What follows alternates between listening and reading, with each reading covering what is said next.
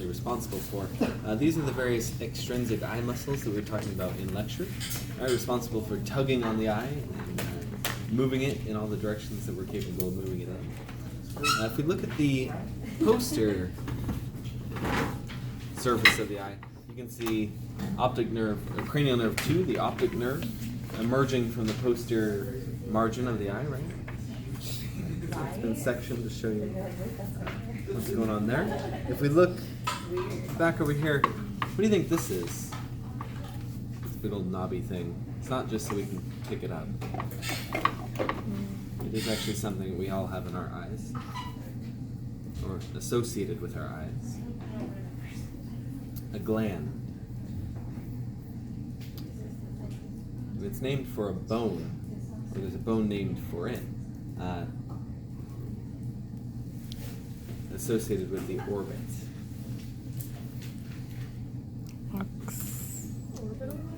It's a lacrimal gland. Oh, I didn't say that. Oh, I thought that's what you said.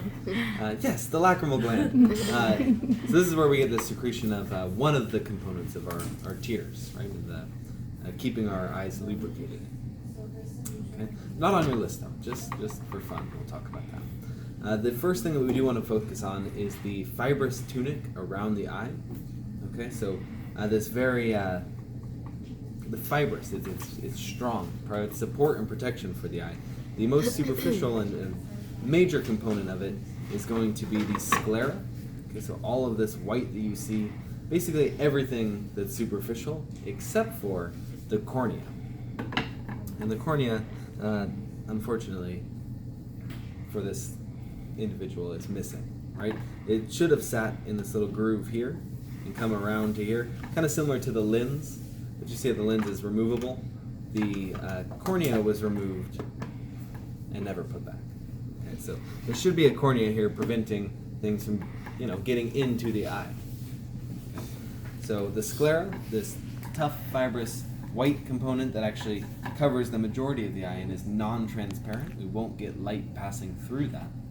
Compared to the cornea, which is transparent, but also a fibrous layer which allows light to pass into the eye. Okay. If we open this up, that's when we're going to get to see the vascular. Okay, so here we can remove the entire vascular tunic or vascular layer from this portion of the eye here, and see what we're working with. Here you can see all those blood vessels drawn, right? So this is our vascular layer. The most superficial component is going to be the choroid coat. Okay, or just the choroid of the eye. Okay, so you can see that it's this light purple, lavender, not quite lavender, pink. Someone help me here. Violet. Lavender? Yeah. Violet? This layer, that's not the sclera, right? So we can see it's immediately deep to the sclera. Okay.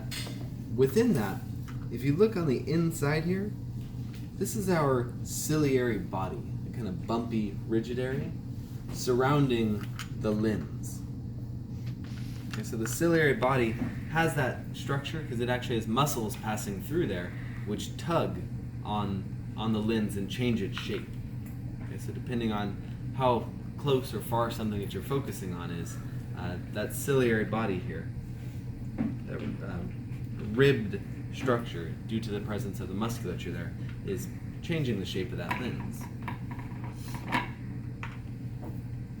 Okay. Anything anterior to the lens? So anything anterior to the lens and posterior to the sclera, if the sclera were still intact here, is going to be referred to as the anterior cavity. Okay, and it should contain aqueous humor, okay, a fluid, which is fairly aqueous, compared to the vitreous humor, which is a fairly vitreous fluid that sits more of a jelly-like fluid sitting back in the posterior cavity. Okay, so we have an anterior cavity on the anterior side of the lens, between the lens and the sclera. In the posterior cavity, anything posterior to the lens, we've got the aqueous humor contained within that posterior cavity.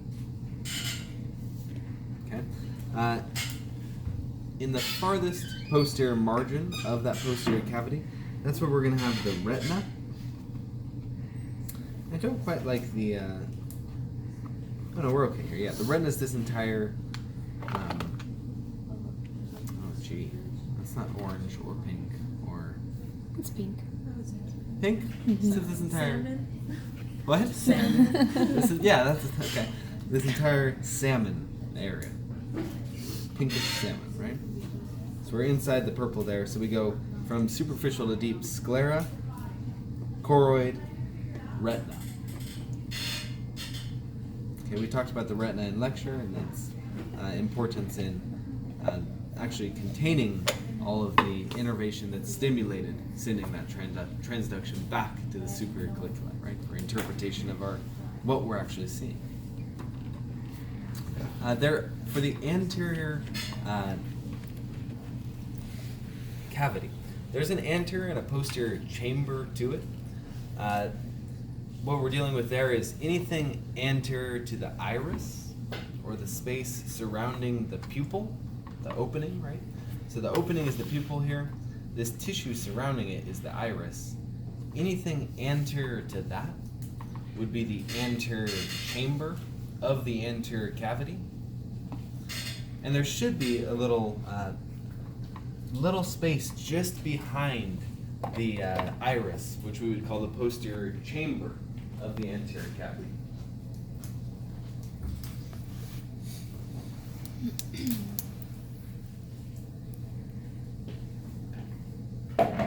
Chamber